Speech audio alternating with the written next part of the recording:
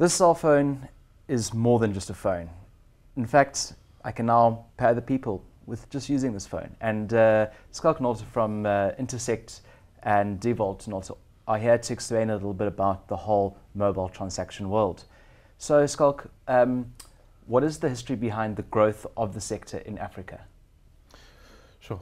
Mobile in Africa is actually very interesting in totality, because mobile has allowed a lot of countries, just starting at communication, to leapfrog a number of technologies.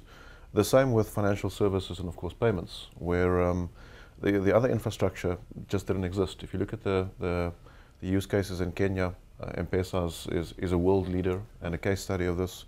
It literally was the perfect storm, in terms of unrest in Kenya, but also with the fact that there's no infrastructure to use certain cards.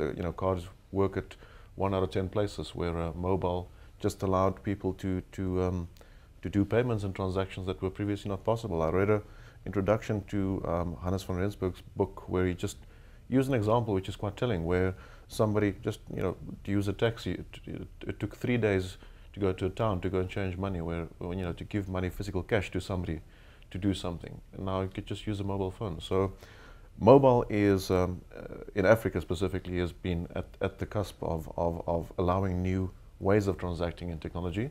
But the world is catching up very quickly, and I think this specifically towards the end of 2016, but 2017, where we are now, it's sort of the standard. And I think a lot of things in terms of what we saw launching, all the Masterpass in South Africa specifically, will have a lot of take-up in the year coming. So the industry is really growing quite rapidly, and in South Africa in particular, what do you see the growth? We see what we do obviously is on the security side, and we see in the transacting volumes, not that we can see the details, but our customers obviously share some of this with us. But specifically in the number of mobile apps and the take-up of those, I think the last year has probably been the equivalent of the previous 3-4 years in totality in terms of take-up. It has just become the norm. Certain banks now, don't allow you to open a bank account without having a mobile banking application. It's such a cheap channel, just in terms of functionality, but also in terms of cost. So what are the projections and growth for 2017? Most of our customer banks are actually aiming at least for 50% of their customer base, whereas you look at internet banking, it's 8 to 10%. So it's already surpassed that by far.